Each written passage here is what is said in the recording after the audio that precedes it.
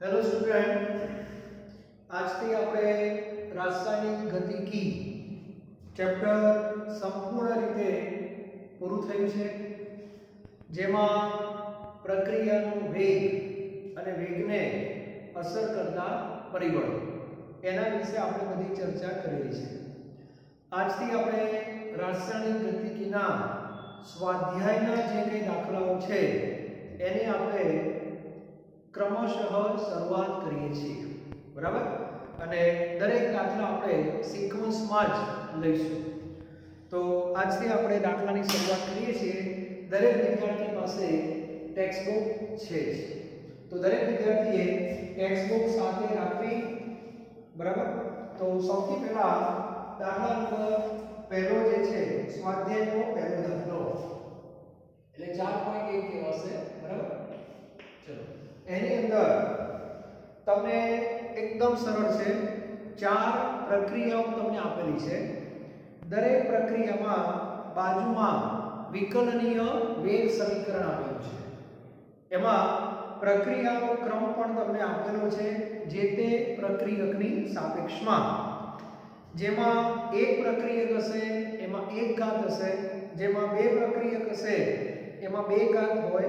घणीवार शून्य क्रमनी प्रक्रिया होय कोई प्रक्रियकनी सापेक्षमां, तो एनी चर्चा आ लोको करता नथी।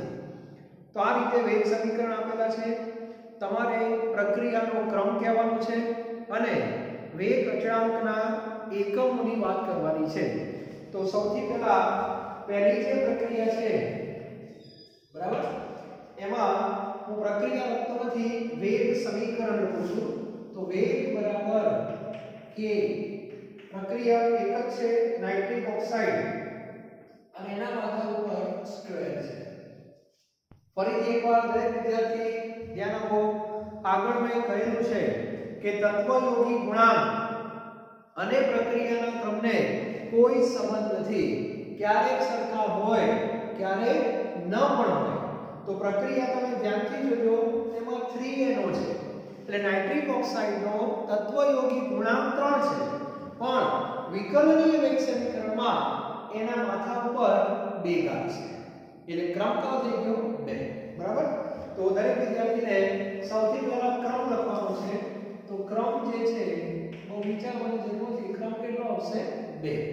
અને મારી ઈચ્છા એવી ખરી કે ક્રમ જ્યારે તમે લખો ત્યારે પ્રક્રિયકની સાપેક્ષમાં લખો। એટલે આ ક્રમ તમે જે 2 લખો છો એ કોની સાપેક્ષમાં? નાઇટ્રિક ઓક્સાઇડની સાપેક્ષમાં, બરાબર। અને એક જ પ્રક્રિયક છે એટલે કુલ ક્રમ જે કહેવાય, કુલ ક્રમ પણ કેટલો કહેવાય? 2 જ કહેવાય। ક્લિયર?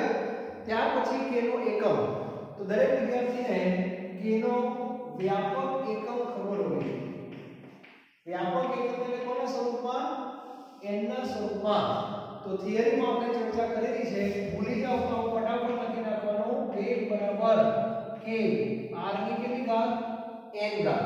પછી k ને કેટલા બનાવી દેવાનો? તો k બરાબર વેગ ભાગ્યા r ની n ઘાત। વેગનો એકમ સાંદ્રતામાં થતો ફેરફાર એટલે સાંદ્રતા ભાગ્યા સમય લખશો તો ચાલશે। અને છેદમાં સાંદ્રતા એની કેટલી ઘાત? n ઘાત, બરાબર। એટલે વ્યાપક રીતે તમે વિચારશો તો k નો એકમ થશે सांद्रता यानी 1 - n घात थाय અને જે સમય છે એ શેમાં આવે? ઇન્વર્સ આવે। હવે સામાન્ય રીતે સાંદ્રતા આપણે શેમાં લઈએ છીએ? મોલ પ્રતિ લિટરમાં। તો 1 - n અને સમય લેશું આપણે સેકન્ડમાં। તો આ સૂત્ર દરેક વિદ્યાર્થીએ મગજમાં નહીં, લોહીની અંદર હોવું જોઈએ। અને એક સમય ભૂલી જાવ તો ફટાફટ આ રીતે કરી દેજો, ગપ્પા મારવાના નહીં। ઘણા વિદ્યાર્થી ભૂલી જાય છે કે 1 - n હતા કે n - 1 હતું, ગોખે છે તો ગોખવાનું નથી। ક્લિયર? હવે આની અંદર કેટલો ગોખવાનો? કુલ ક્રમ કેટલો છે? 2। તો આપણે લખવાનું k નો એકમ, બરાબર। હવે બધાને ખ્યાલ આવી ગયો છે, મોલ પ્રતિ લિટર અહીંયા મૂકવાના 2, સમય સેકન્ડ ઇન્વર્સ એટલે 1 - 2 કેટલા થાય? -1 એટલે મોલની -1 ઘાત આવશે, लीटરમાં प्लस થઈ જાય ઉપર જાય એટલે અને સેકન્ડ વર્ષ આ એકમ આવશે। ક્લિયર? તો આ રીતે 4 પ્રશ્નો તમને આપેલા છે અને ચારે ચારની અંદર આ રીતે કામ કરવાનું, બરાબર? ચાલો, તો પહેલામાં કુલ ક્રમ 2 છે તે પ્રમાણે કેનો એકમ તમારો સેટ થઈ જશે. ત્યારબાદ બીજી પ્રક્રિયામાં 3 પ્રક્રિયા છે, હાઇડ્રોજન પેરોક્સાઇડ, I- અને H+, બરાબર? પણ વિકલનીય વેગ સમીકરણ તમે ધ્યાનથી જુઓ કે H2O2 અને I- છે. એનો અર્થ એવો થયો કે H+ ની સાપેક્ષમાં ક્રમ શું હશે? શૂન્ય હશે, જે તમને બતાવ્યો નથી. તો કુલ ક્રમ આમાં પણ 2 જ આવશે, પણ તમારે વ્યવસ્થિત લખવાનું હાઇડ્રોજન પેરોક્સાઇડ ની સાપેક્ષમાં ક્રમ 1, બરાબર? I- ની સાપેક્ષમાં ક્રમ 1 અને કુલ ક્રમ 1 + 1 એટલે કેટલા થઈ ગયા? 2 અને કુલ ક્રમ 2 આવશે એટલે આ પ્રમાણે એનો એકમ તમારે સેટ થઈ જશે.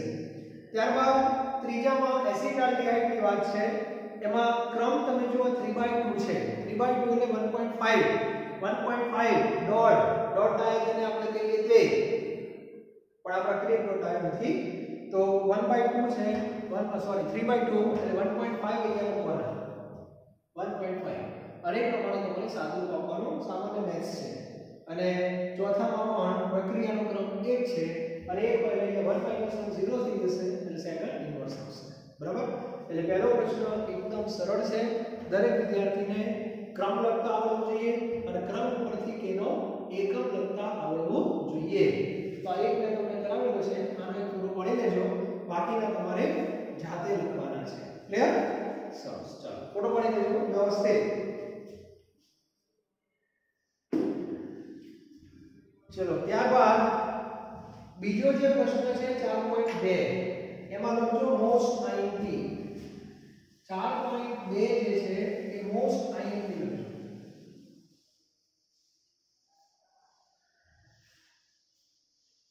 મોસ્ટ IMP, બરાબર? અને આવા પ્રશ્નો જ સોલ્વ કરવામાં જો આવે તો આપણા બધા જે કોન્સેપ્ટ છે એકદમ ક્લિયર થઈ જાય, બરાબર? અને આ 4.2 જે છે એની અંદર રાસાયણિક ગતિવિધિ તો છે જ, પણ સંતુલનનો કોન્સેપ્ટ પણ છે, તત્વયોગ નીતિ શું છે એની પણ ચર્ચા છે. ઓકે, તો 4.2 મોસ્ટ આઈમ્પી.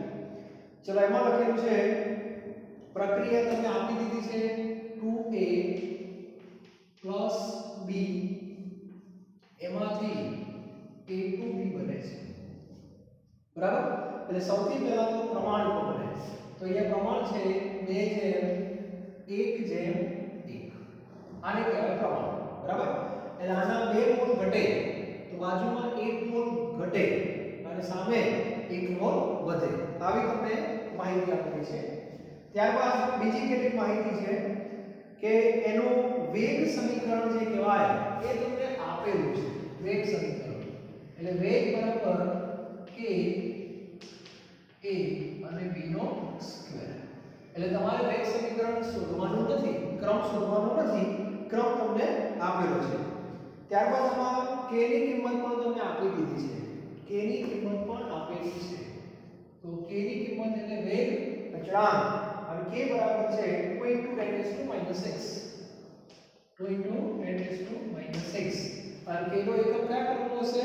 ત્રીજા ક્રમનો. કેમ ખબર પડે? પહેલી લઈને 2 + 1 3. તો ત્રીજા ક્રમનો એકમ પણ તો સરસ લખીને આપે છે. મોલ જે છે એ કેટલી ઘાત? -2 લીટરનો સ્ક્વેર થાય અને સેકન્ડ ઇન્વર્સ. ઓકે, ચલો, ત્યારબાદ પ્રક્રિયાનો પ્રારંભિક વેગ ગણવાનું કીધું છે. પ્રારંભિક વેગ, તો પ્રારંભિક વેગ કોના ઉપર આધારિત હોય? તો આ બંને પ્રક્રિયકની પ્રારંભિક સાંદ્રતા પર, જે તમને આપેલી છે. તો એને હું ટેબલમાં લખું છું એટલે વધારે મજા આવશે. તો અહીંયા લખું છું પ્રારંભિક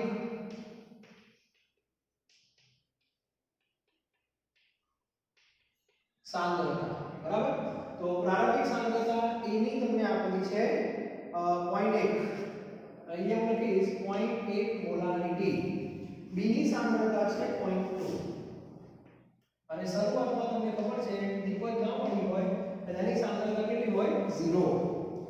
હવે A ની સાંદ્રતા ઘટીને 0.06 થાય પછી પણ વેગ શોધવાનો છે એટલે t સમય. એટલે અંતિમ નથી લખતો, t સમય હું લખું છું. અમુક સમય પછી A ની સાંદ્રતા 0.1 થી ઘટીને 0.06 મોલારિટી થઈ. તો એ સમયે વેગ કેટલો એવી ચર્ચા છે. તો સૌથી પહેલા પ્રશ્ન વ્યવસ્થિત સમજવાનો છે. પ્રશ્ન શું કહેવા માંગે છે?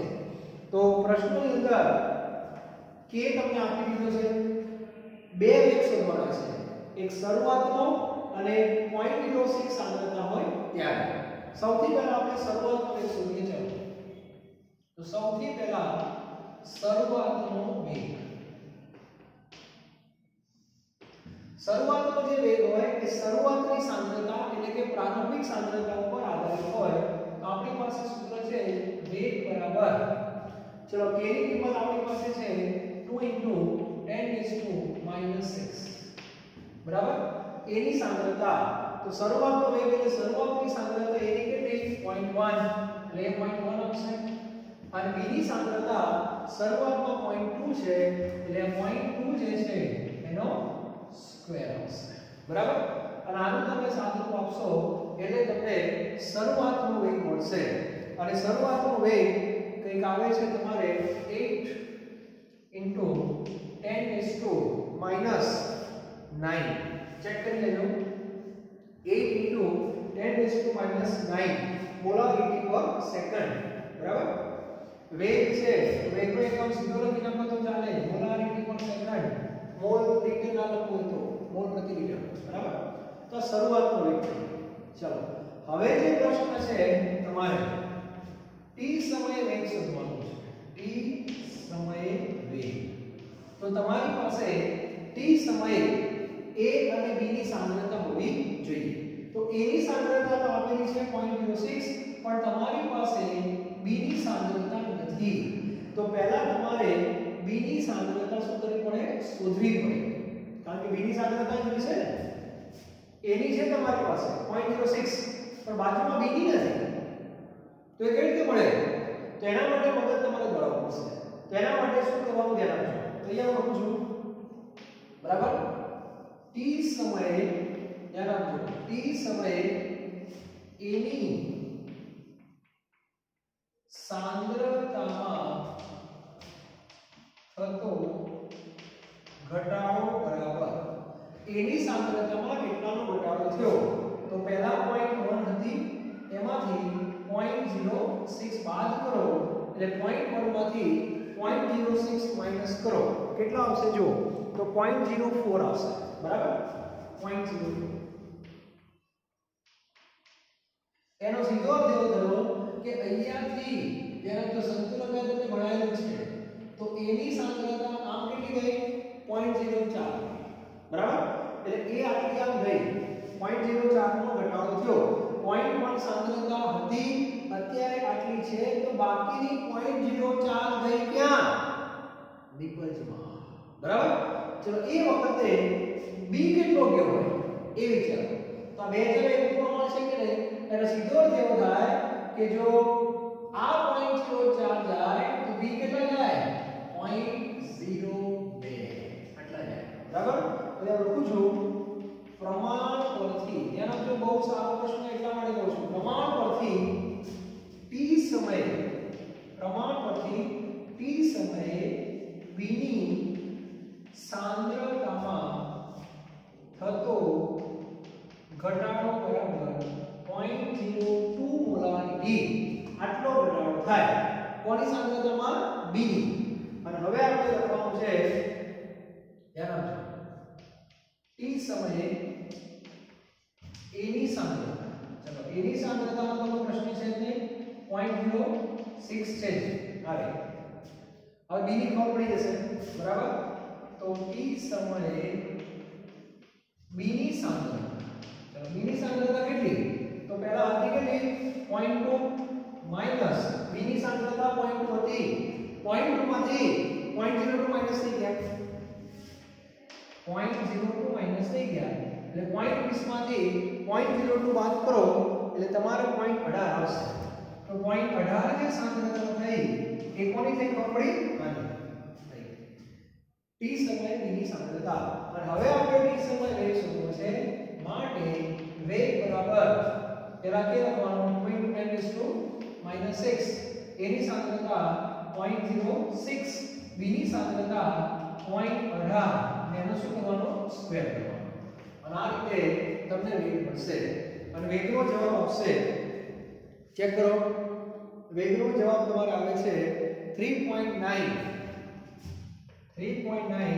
into 10⁻⁻6 મોલારિટી પર સેકન્ડ. એકવાર ચેક કરી લેજો કેલ્ક્યુલેટરમાં. 3.9 તો મને જવાબ આપો, પહેલા વેગ આટલો હતો, હવે વેગ આટલો થયો, વધ્યો કહેવાય કે ઘટ્યો કહેવાય? જરા ચેક કરો તો. ધીરે ધીરે એવું કહે છે કે વેગ હોય એ ઘટે, બરાબર? 8 into 10⁻⁹ માં 3.9 10⁻⁶ થી t સમય, બરાબર?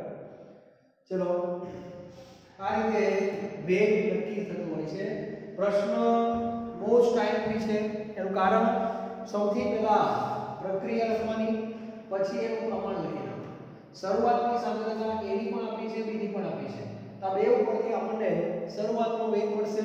વેગ સમીકરણ આપેલું છે એટલે માથા ઉપર કેટલી ઘાત છે શોધવાની નથી, કિંમતો મૂકી દેવાની શરૂઆતની જે આપેલી છે તે. એટલે આ તમને જે વેગ આવશે શરૂઆતનો વેગ આવશે, બરાબર? પછી પ્રક્રિયા શું થાય? ચાલુ થાય. ચાલુ થાય એટલે પ્રક્રિયકમાંથી શું બને? નિપજ બને. એટલે બે પ્રક્રિયક છે ને બંનેમાં ઘટાડો થાય, પણ કેટલો ઘટાડો થાય એ પ્રમાણ ઉપર નક્કી કરાય. તો આ બે જે વેગનું પ્રમાણ છે એનો અર્થ એવો થાય એમાં જેટલો ઘટાડો થાય એટલો જ બીમાં, સોરી, એનાથી અડધો બીમાં થાય. તો એની માહિતી આપણી પાસે થોડી આપેલી છે કે આ 0.1 હતા અને અત્યારે 0.06 બાકી છે. તો બાકીના એ ગયા ક્યાં? નિપજમાં. કેટલા? 0.04. હવે એ જો 0.04 જાય તો બી કેટલા ગયા હોય? એનાથી અડધા જ ગયા હોય, એટલે 0.02 જ ગયા હોય. તો હતા કેટલા? 0.2. 0.2 માંથી આટલા જતા રહે તો બાકી આટલા રહે, કારણ આપણી પાસે t સમયે b ની સાંદ્રતા કેટલી છે ખબર હોવી જોઈએ, એટલા માટે તે ગણતરી છે. અને એટલા માટે આ દાખલો મોસ્ટ ટાઈમલી છે. ખ્યાલ આવી ગયો? તો આનો ફોટો પણ પડેલો સરસ વ્યવસ્થિત, અને શક્ય હોય ત્યાં સુધી બે વાર ગણવા અને પ્રયત્ન કરજો, સમજવા પણ એટલો જ પ્રયત્ન કરજો, 100% તમને મજા આવશે. તો આ એક સરસ દાખલો સ્વાધ્યાયની અંદર આપેલો છે. આના સંદર્ભમાં એમસીક્યુ પણ પૂછી શકાય. ત્યાર પછી આ જ દાખલાને જો આગળ લઈ જવો હોય તો એવું પણ પૂછી શકે કે t સમયે a2b ની સાંદ્રતા કેટલી? તો પ્રમાણ જવાબ આપણી જશે આ બે જે વેગ છે કે નહીં, તો આ બે પ્રમાણ તો સરખું છે. એનો સીધો અર્થ એવો થાય કે અહીંયાથી જેટલા b ગયા હોય એટલા તમને a2b મળે, અથવા આના કરતા અડધા મળે. તો વાત તો એવી એક જ થઈ. તો એક્સ્ટ્રામાં લખાવું જોઈએ, લખી નાખજો એક્સ્ટ્રા, બરાબર? t સમયે a2b ની સાંદ્રતા તમને પૂછે તો આટલી જશે 0.02 મોલર પ્રમાણ પરથી. એટલે એમસીક્યુ લેવલે આ બધું પૂછાતું હોય છે. ઘણીવાર વેગ ના પૂછાય અને તમને એની સાંદ્રતા આપે તો ફટાફટ ગણતરી કરી દેવાની. આટલા હતા, આટલા બાકી છે, આટલા આમ ગયા, આટલા ગયા, અડધા મળે. એટલે તત્વયોગ નીતિ આપણે ભણી ગયા છીએ તો એનો ઉપયોગ કરતા પણ આવડવો જોઈએ, બરાબર? એટલે દાખલો બહુ સરસ છે, સરસ રીતે ખબર પડી લેજો, સારો સારો દાખલો કહી શકાય. ચલો, ત્યારબાદ આપણે આગળ વધીએ. તો ત્રીજો પ્રશ્ન દરેક વિદ્યાર્થી વાંચે વ્યવસ્થિત.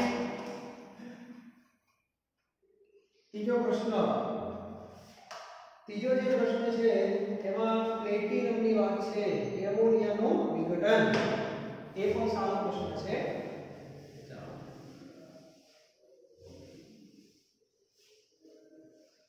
4.3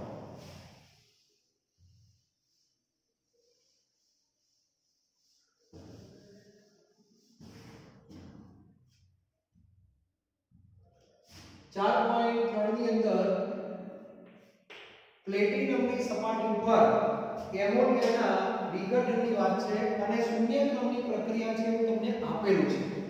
એટલે હેબર પદ્ધતિ જે આપણે ભણ્યા એના કરતા વિરુદ્ધ પ્રક્રિયા. તો સૌથી પહેલા એમોનિયા એમસીક્યુ માં ઘણી બધી ચર્ચા થઈ ગઈ છે. આમાંથી તમને બે વાળું મળે N2 અને H2. આનો આપણે બેલેન્સ કરીએ તો અહીંયા 3H2 આવશે, બરાબર? હવે તમને કહી દીધું છે કે આ પ્રક્રિયા કયા ક્રમની છે? શૂન્ય ક્રમની છે એવું તમને કહી દીધું છે. તો શૂન્ય ક્રમની પ્રક્રિયાનું વેગ સમીકરણ કેમ લખાય? તો વેગ બરાબર કે પ્રક્રિયા એક જ છે એમોનિયા, એના માથા ઉપર શું થઈ જાય? 0. માટે વેગ બરાબર શું થાય? a થાય. આને કે છે ચાલો હવે તમને આમાં શું કહે છે ધ્યાન આપજો k ની કિંમત આપેલી છે એટલે વેગ હોય h k હોય પણ આમાં તમારે વેગ શોધવાનો છે પણ કઈ રીતે તો n2 અને h2 ના નિપજના વેગ કેટલા હશે એ પ્રશ્નમાં એવું છે n2 અને h2 ના ઉત્પાદનનો વેગ છે પ્રશ્નની અંદર ખાસ ધ્યાન રાખજો n2 અને h2 ના ઉત્પાદનનો વેગ હું બધું લખી નાખું ધ્યાન રાખજો એમોનિયાના વિઘટનનો વેગ પછી n2 ના ઉત્પાદનનો વેગ પછી h2 ના ઉત્પાદનનો વેગ બરાબર આગળ મેં તમને ચર્ચા કરી છે પ્રક્રિયા વેગ એમાં ગુણાંકો આવે તત્વયોગી ગુણાંકો પણ જ્યારે વ્યક્તિગત ચર્ચા થતી હોય ત્યારે ગુણાંકો આવતા નથી એટલે આજે તમને આનો પ્રશ્ન છે ધ્યાન આપજો એમ કે ભાઈ એમોનિયાના વિઘટનનો વેગ શોધો તો એનો સંકેત શું થાય ખબર છે એનો સંકેત આટલો થાય -d nh3/dt થાય બરાબર ત્યાર પછી n2 ના ઉત્પાદનનો વેગ કે તો +d n2/dt થાય અને આમાં +d h2/dt થાય અને આ બે શોધવા છે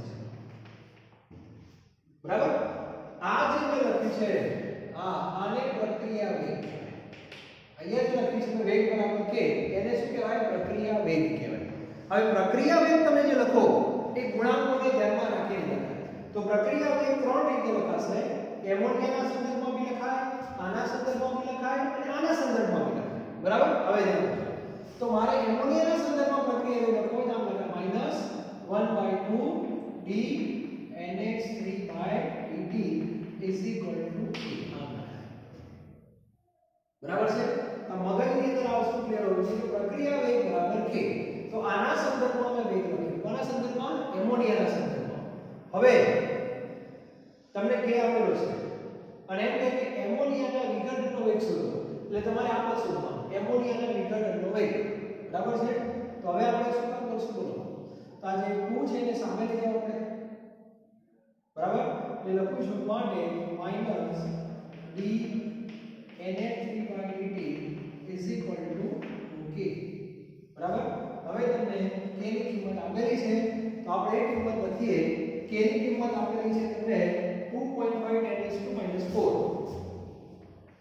2.5 10⁻⁴ અને આનો ગુણાકાર કરો 2.5 એટલે 5 થઈ ગયા એટલે 5 * 10⁻⁴ મોલારિટી પર સેકન્ડ અને આને કહેવાય એમોનિયાના વિઘટનનો વેગ બરાબર આને હું સમીકરણ નંબર 1 કહી દઉં છું એટલે આ પ્રશ્ન પૂરો થઈ ગયો તમારો આ પૂરો થઈ ગયો પછી ફરી લખું છું સમીકરણ 1 હવે હું આ જે પ્રક્રિયા વેગ છે એને n2 ના સંદર્ભમાં લખું કેમ લખાય +d n2/dt is equal to k એટલે આમાં તો કોઈ પ્રશ્ન છે નહીં તો ગુણાંક કેટલો છે 2.5 10⁻⁴ મોલારિટી પર સેકન્ડ આને શું કહેવાય n2 ના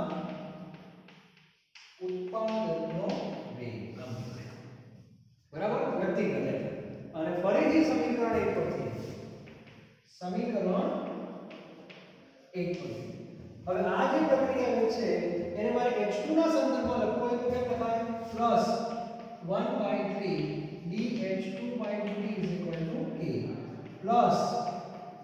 dh2/dt is equal to 3k અને 3 * 2.5 10⁻⁴ એટલે આ 7.5 10⁻⁴ મોલારિટી પર સેકન્ડ થશે આને કહેવાય h2 ના ઉત્પાદનનો વેગ એટલે દરેકના વ્યક્તિગત વેગ તમે જો અલગ અલગ છે આના ઉત્પાદનનો વેગ આટલો છે આના ઉત્પાદનનો આટલો થાય છે આના વિઘટનનો આટલો થાય છે હવે ગતિકી એવું કહે છે કે પ્રક્રિયા વેગ જે હોય એ બધાનો સરખો હોવો જોઈએ તો સરખો લાવવા માટે વિચારો આનો સરવાળો કેટલો 2 આનો 1 અને આનો 3 તો એમોનિયાના વિઘટનના વેગને 2 વડે ભાગી નાખો તો 2.5 આવે કે ના આવે યસ આના ઉત્પાદનના વેગને 1 વડે ભાગો તો n વેગ આવે અને 3 વડે ભાગીને પર 2.5 આવી જશે. એટલે પ્રક્રિયા વેગ અલગ વસ્તુ છે અને વ્યક્તિગત વેગ અલગ વસ્તુ છે. ટૂંકમાં પ્રક્રિયા વેગમાં ગુણાંકો ધ્યાનમાં લેવાના અને વ્યક્તિગત વેગમાં ગુણાંકો ધ્યાનમાં લેવાના નથી. એટલે ઘણા વિદ્યાર્થીઓ રાસાયણિક ગતિકીનો જે બેઝિક કોન્સેપ્ટ છે એ હજુ ઘણાને ખ્યાલ હોતો નથી. બધાને સરખું લાગે છે, પ્રક્રિયા વેગ અને બધું સરખું સમજે છે, એવું નથી. એટલે પરીક્ષામાં પ્રશ્ન બહુ વ્યવસ્થિત તમારે સમજવો પડશે. હા, તમને એમ કે N2 ના H2 ના ઉત્પાદનનો વેગ કેટલો, એટલે વ્યક્તિગત થયો કે ના થયો તેનો સંકેત આવે. પણ તમને એમ કે H2 ના સંદર્ભમાં પ્રક્રિયા વેગ કેટલો, તો પછી આ થશે. શબ્દોની માયાજાળ છે એટલે શબ્દો વ્યવસ્થિત પકડજો, નહીતર ક્યાંક ભરાઈ જશે. બરાબર? એટલે બહુ અગત્યનું ટોપિક, દરેકને ખબર પડી જોઈએ એટલા માટે આ દાખલો પણ મોસ્ટ IMP મારી દ્રષ્ટિએ. બરાબર? એટલે શબ્દો જે છે આપણા ગુજરાતી એને પકડતા આવડવા જોઈએ. ઓકે? તો આનો પણ એક સરસ મજાનો ફોટો પડે. બરાબર? ત્યારબાદ આપણે આગળ વધીએ છીએ. નેક્સ્ટ જે છે એસ્ટર ના સોરી નેક્સ્ટ બહુ સરળ પ્રશ્ન છે. પહેલા આપણે ફોટો પડેલો છે 3.4.3.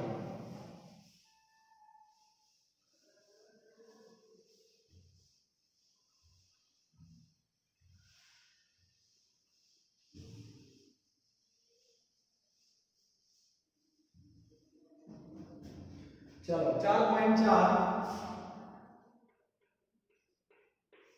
4.4 ની અંદર જો બહુ લાંબી વાર્તા છે પણ પ્રશ્નમાં કઈ છે નહીં. ડાયમિથાઇલ ઇથરનું વિઘટન તમને કીધેલું છે, પ્રક્રિયા નથી આપી પણ વેગ સમીકરણ આપેલું છે. વેગ બરાબર કે CH3O CH3 3/2. એટલે આવું લખેલું છે વેગ બરાબર ડાયમિથાઇલ ઇથર ઓર્ગેનિક અને આવું લખેલું છે. બરાબર? ચલો ત્યાર પછી પ્રક્રિયાનો વેગ બંધપાત્રમાં દબાણનો વધારો કરીને અનુસરી કરી છે. વેગ અચળાંક ડાયમિથાઇલ ઇથર આંશિક દબાણમાં હા વાયુની વાત હોય ત્યારે બધાને ખબર છે આપણે સાંદ્રતાની જગ્યાએ શું લઈએ છીએ, દબાણ લઈએ છીએ. આમ આપેલું છે CH3O CH3 અને નીકળી ગયા 3/2. તો વેગ પછી રાખો સમીકરણ. દબાણ 12 અને સમય મિનિટમાં આપવામાં આવે તો વેગ અને વેગ અચળાંકના એકમો શું હોય આપણે ભણી ગયા. કોઈ વિચારવાનું છે જ નહીં. સૌથી પહેલા વેગ, પ્રક્રિયા વેગનો એકમ. બરાબર? બધાને ખબર છે મોલારિટી પર સેકન્ડ પર જી. તો મોલારિટીની જગ્યાએ આપણે શું લખવાનું 12 અને મિનિટ છે ને. ઓકે, તો 12 મિનિટ ઇન્વર્સ આટલું લખવાનું. બરાબર? પછી કેનો એકમ. ચલો કેનો એકમ. કેનો વ્યાપક એકમ શું તો અહીંયા લખું છું સાંદ્રતાની કેટલી કાપી 1 - n સમય મિનિટ ઇન્વર્સ પર આટલું તો મગજમાં હોવું જ જોઈએ. તો સાંદ્રતાની જગ્યાએ મારે 12 લખવાનું છે એટલે અહીંયા શું આવશે 12. ચલો પછી 1 માઈનસ પ્રક્રિયાનો ક્રમ 3/2 એટલે અહીંયા 3/2 અને અહીંયા મિનિટ ઇન્વર્સ એટલે એકમ તમારો આવું થશે 12 1 માંથી 3/2 જાય એટલે -1/2 આવશે. બરાબર ને? અને અહીંયા આવશે મિનિટ ઇન્વર્સ આવું લખી નાખવાનું. એટલે 12 જે છે એનો -1/2 હોય એટલે મિનિટ ઇન્વર્સ. એકદમ સરળ છે. ખાલી એવું તમને સમજાવવા માંગે છે કે વાયુની જ્યારે વાત હોય ત્યારે સાંદ્રતાની જગ્યાએ દબાણ લેવાનું. અને થિયરીમાં આપણે આપણું એકમ લખેલા છે કે દબાણ હોય તો વેગનો એકમ 12 મિનિટ ઇન્વર્સ આવે. ટૂંકમાં સાંદ્રતા જ્યાં દેખાય, મોલારિટી જ્યાં દેખાય ત્યાં 12. અને કેના એકમમાં ધ્યાન રાખવાનું સાંદ્રતાની 1 - n લાગશે. એટલે દબાણમાં જોવું હોય તો 12 ની 1 - n આવે. અને પ્રક્રિયાનો ક્રમ તો 3/2 છે. ક્લિયર? તે દાખલો પણ તમને આવડવો જોઈએ. ત્યારબાદ 4.5. બરાબર? 4.5 છે થિયરી છે. ટૂંકમાં પ્રશ્ન છે પ્રક્રિયાના વેગને અસર કરતા પરિબળો જણાવો. તો પ્રક્રિયાના વેગને કેટલા પરિબળો અસર કરે? તો એક તો સાંદ્રતા, પછી તાપમાન, પછી ઉદ્દીપક, એના પછી સંપર્ક સપાટીનું ક્ષેત્રફળ આ બધું શરૂઆતમાં કહેલું છે, બરાબર? ચાલો એની જરૂર નથી. અને ત્યારબાદ 4.6. હવે 4.6 પ્રશ્ન છે, એને આપણે દાખલાના સ્વરૂપમાં પણ લખી શકીએ અને ડાયરેક્ટ તમે એને સમજાવી પણ શકો છો, બરાબર? 4.6 તો એકદમ સરળ છે અને આવા પ્રશ્નો દરેકને આવડવા જોઈએ. શોર્ટકટ જે છે એ પ્રમાણે કામ કરવાનું, બરાબર? એ કોઈ પ્રશ્ન નથી. તો 4.6